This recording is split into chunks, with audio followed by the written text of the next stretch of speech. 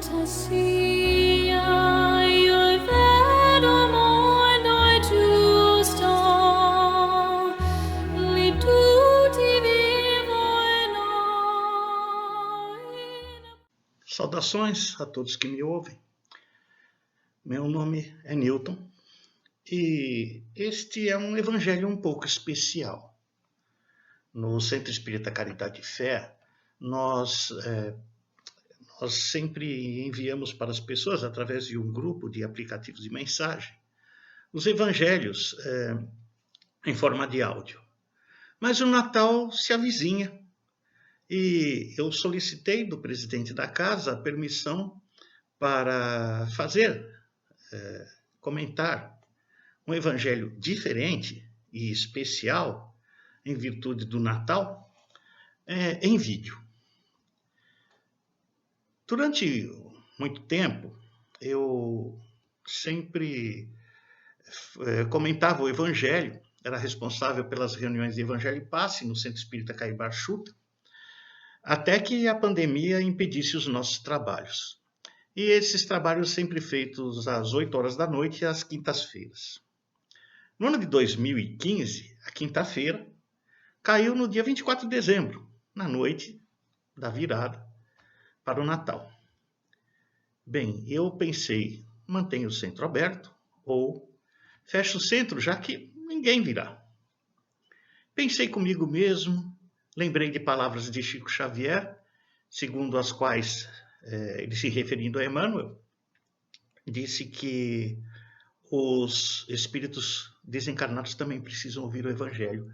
E pensei em fazer essa reunião para os desencarnados, já que provavelmente só eu estaria lá para comentar o Evangelho na noite de Natal.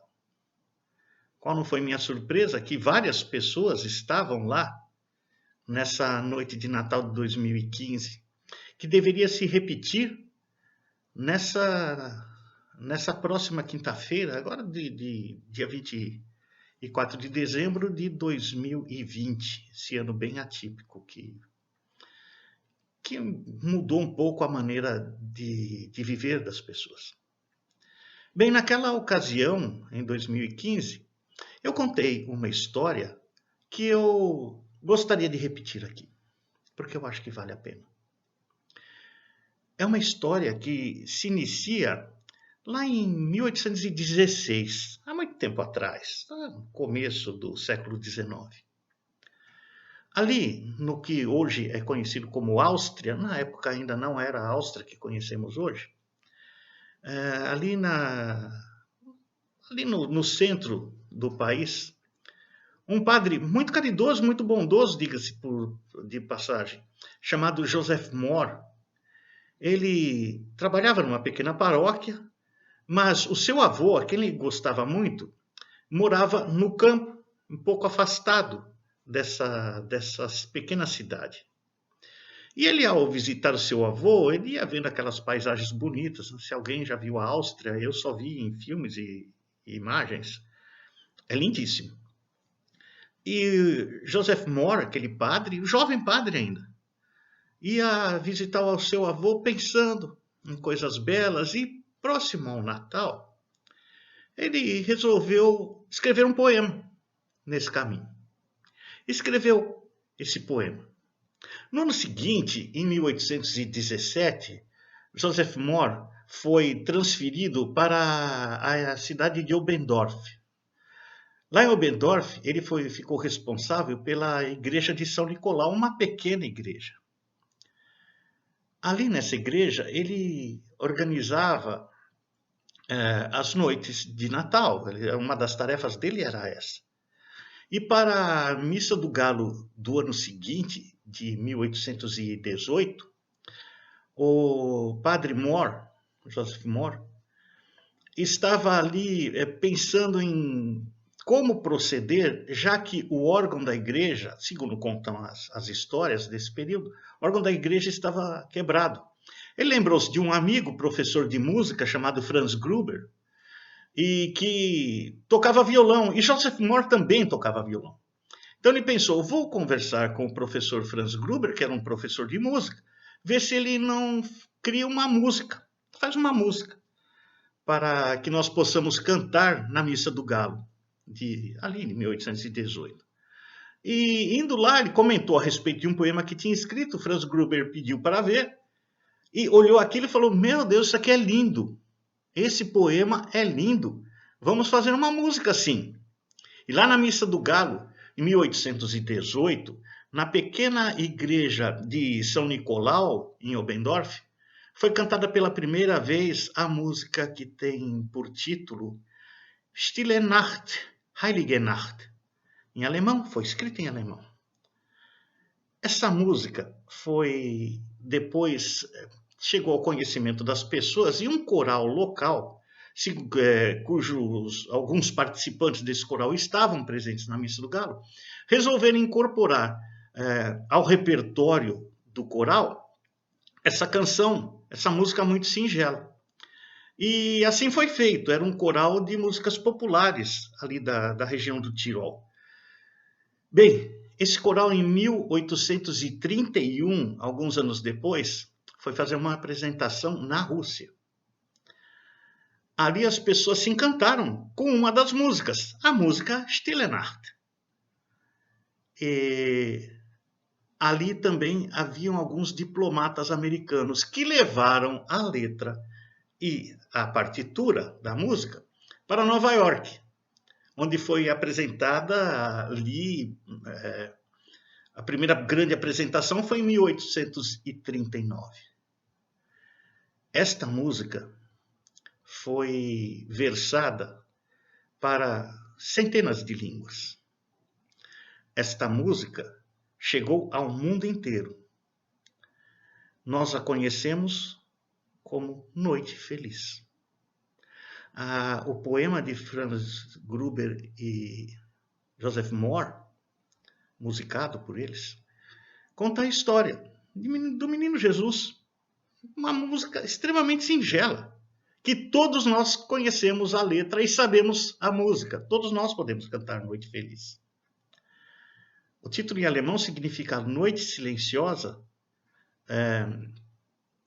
Noite Respeitosa ou Noite Sagrada.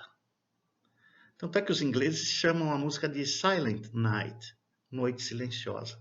Nós chamamos de Noite Feliz. E embora algumas pessoas julguem que o Natal é uma data triste, não tem nada de triste, é um aniversário. Aniversário de Jesus. Aniversários são alegres. Bem, passam-se os anos. E agora eu vou contei uma história bonitinha e vou contar uma história que de bonita não tem muita coisa, pelo menos no seu início, porque começa com uma guerra. No dia 28 de julho de 1914, o arquiduque Ferdinando foi assassinado em Sarajevo e o mundo era um barril de pólvora na época. Precisava de um estopim. O assassinato de Ferdinando foi o estopim.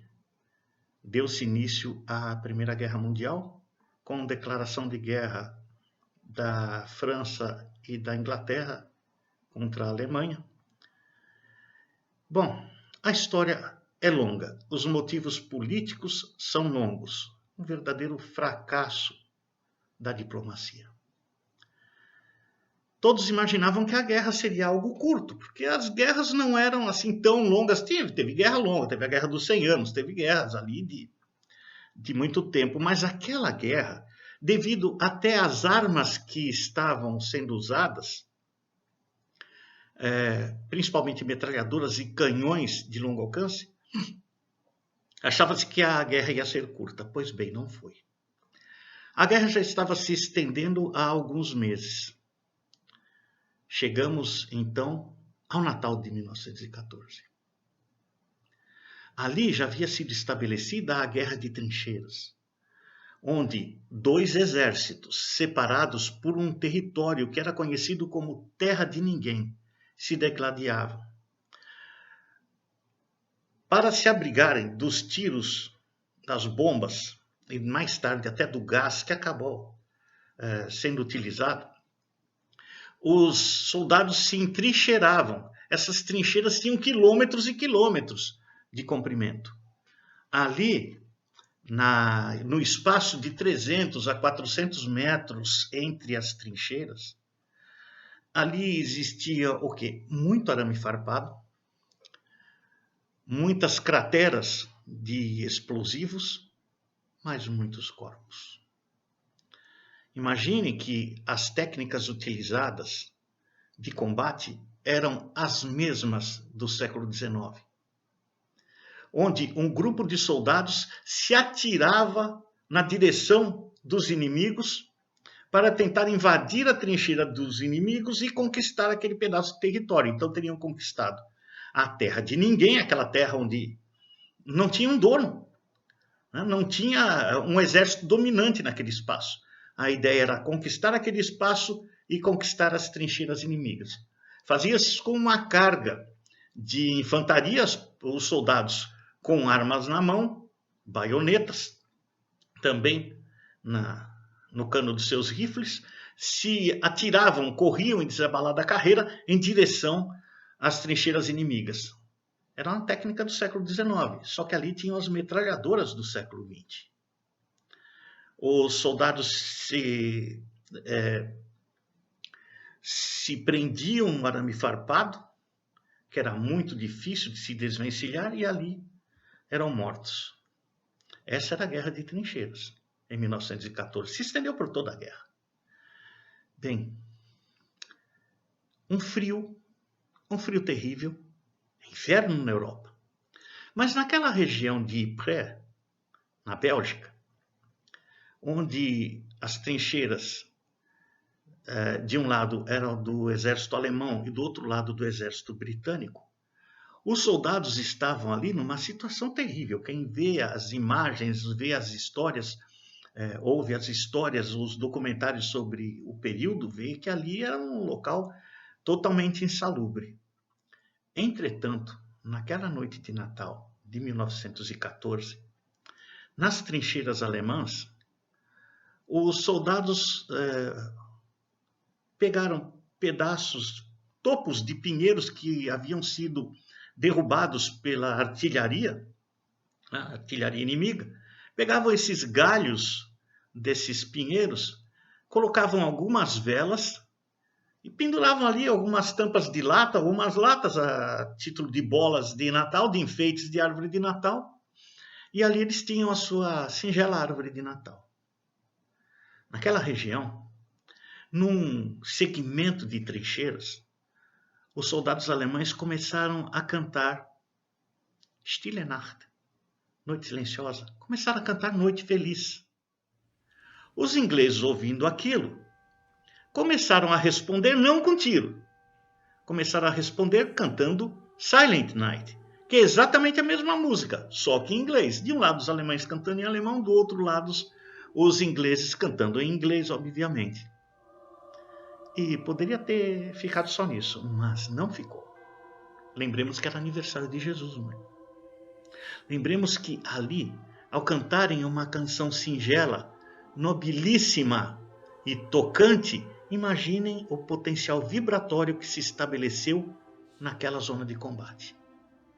Ao ponto de um jovem soldado alemão sair da trincheira sob os olhares atônitos dos outros soldados e dos oficiais que não fizeram nada para impedi-lo. Ele saiu de lá com um galho de pinheiro, com velhinhas acesas, um frio danado.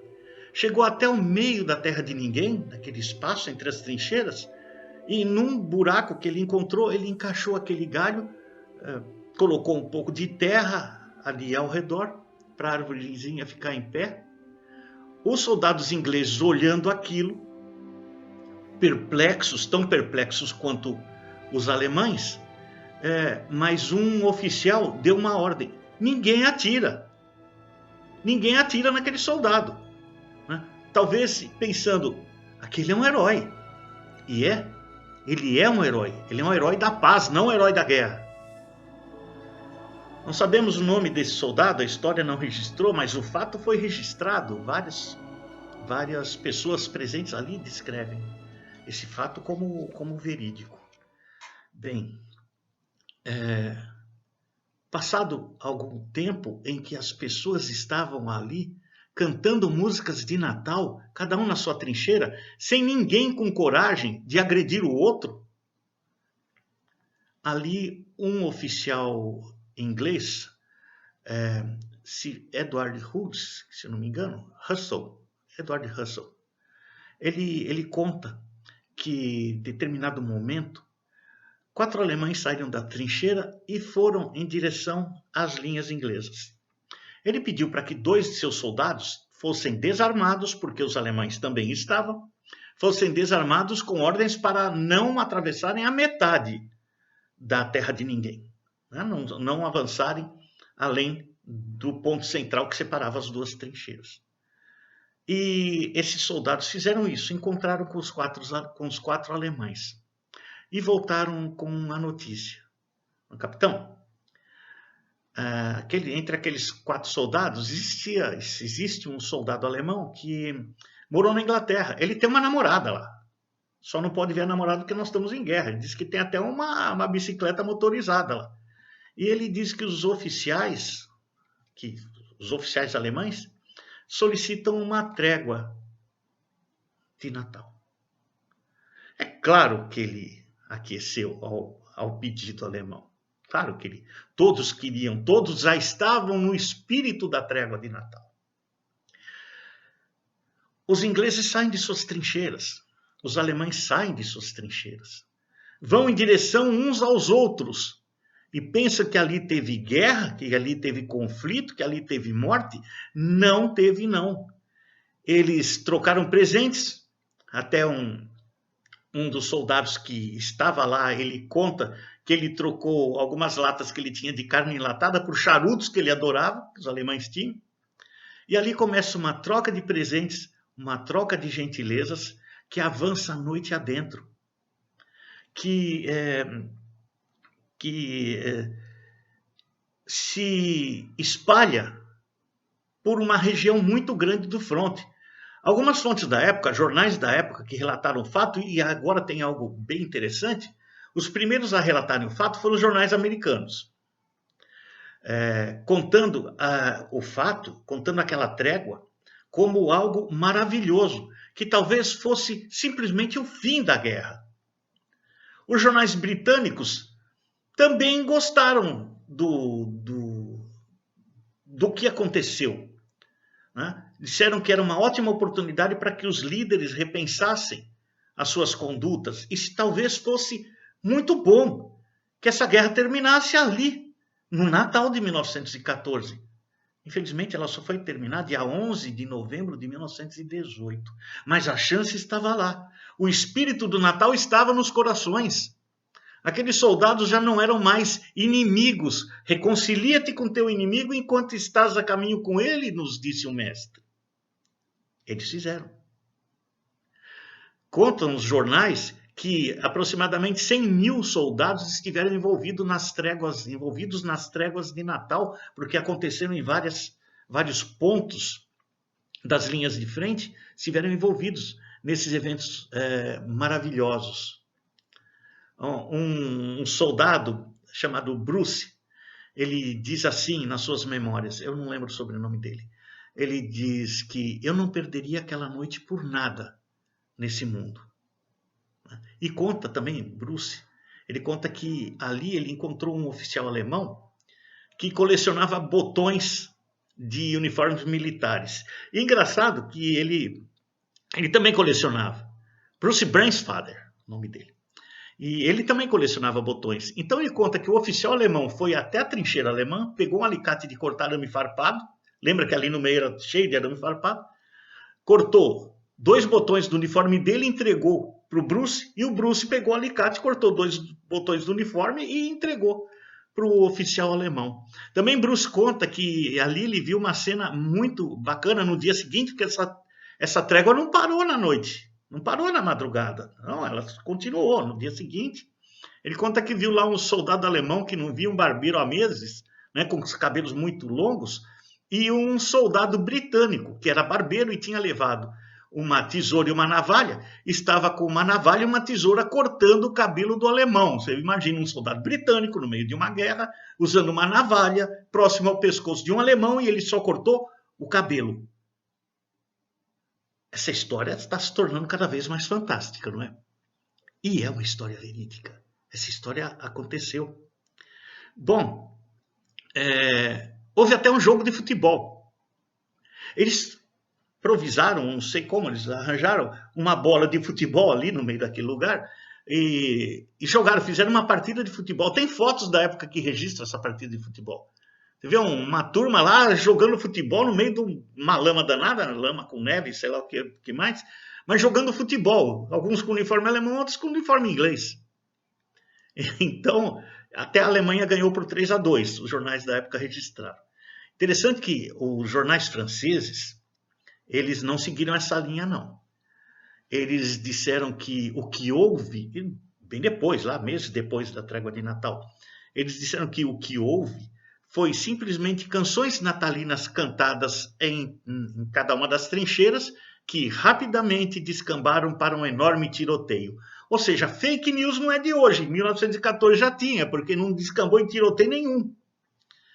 A trégua foi algo tão sério que os oficiais ingleses e alemães tiveram que proibir qualquer contato dos seus soldados com os soldados inimigos, porque houveram outras tentativas nos outros natais. Gente, nós estamos levando do ponto de vista histórico esse nosso bate-papo, mas vamos ver do ponto de vista espiritual esse nosso bate-papo. O que aconteceu ali? O que aconteceu ali? A rigor, Natal é um dia como outro qualquer. Numa frente de combate, imagine outras frentes de combate, um hospital. Vai dar trégua, entendeu? Os enfermeiros não vão fazer nada, os médicos não vão fazer nada, os pacientes ficam lá esperando. É uma frente de batalha contra a doença, contra a morte. Seria um dia como outro qualquer, mas lá não. Lá tinha um espírito natalino, um espírito ligado diretamente ao nascimento do espírito mais nobre que Deus permitiu que estivesse entre nós, que foi Jesus o Cristo. Aquele espírito de Natal, aquele espírito do aniversário de Jesus, despertado por uma música composta 100 anos antes. E o Natal ali foi um Natal de paz, em meio à pior e à maior guerra que já houvera acontecido sobre a superfície do planeta Terra. Os soldados, espontaneamente, sem ordem de ninguém, muito pelo contrário, resolveram estar em paz. E aquilo teria acabado com a guerra, se não fossem as punições severas às quais os oficiais envolvidos em ambos os lados foram submetidos. Foi um festival de corte marcial, um festival de punições, ao ponto de substituições, porque até esse ponto, como é que vai colocar o mesmo oficial punido para comandar aqueles soldados que já haviam realizado uma trégua com o inimigo, a revelia dos seus comandantes superiores, mas junto com os seus oficiais mais próximos a eles. Então, para evitar isso, tira-se aqueles oficiais, colocam-se outros oficiais que não tinham participado daquele evento, e assim novas tréguas, embora tivessem sido tentadas, elas não aconteceram da mesma maneira que a trégua de Natal de 1914. O general Dorian Smith, ele emitiu uma ordem muito clara nesse sentido. Dorian, ele emitiu uma ordem muito clara nesse sentido, foi totalmente contra o que houvera acontecido, né? Quer dizer, se ele se intitulava cristão, era bom repensar. E ainda deu uma ordem para que nas noites de Natal, a artilharia despejasse o que tivesse sobre os inimigos, exatamente para evitar aquilo, porque ele sabia, já tinha acontecido uma vez e ia acontecer de novo. E assim nós perdemos a chance de acabar com uma guerra em uma noite por causa de algumas poucas pessoas, porque a maioria delas só queria uma coisa: o que eu e o que você quer, a paz. Só que a gente não sabe se tinha brasileiro ali no meio, provavelmente não, né? Mas o que os soldados fizeram? O que o pessoal da artilharia fazia? Era noite de Natal, eles tinham ordem para jogar bomba no inimigo, eles jogavam bomba no território inimigo, um pouco longe de onde estavam os inimigos, não matava ninguém, ficava todo mundo em paz, e os dois lados fizeram isso em vários pontos do fronte. Isso é registrado, é história, não estou inventando. Né? Aquele negócio, ô Nilton, tem inimigo lá do outro lado, você é o comandante da artilharia. A qual a posição do inimigo? É tal. Mira uns 1 quilômetro ali para frente e joga a bomba lá. É isso, dispara o canhão para aquele lado lá. Para que se evitassem as mortes. Naquela noite de Natal de 1914, a paz se fez presente. O espírito mais puro, o que existe de puro no coração do homem, se fez presente naquela noite. O vibrar naquele local deveria ter sido algo maravilhoso, pois aquelas pessoas que estavam ali, ao escreverem para suas famílias, relatavam a beleza do evento.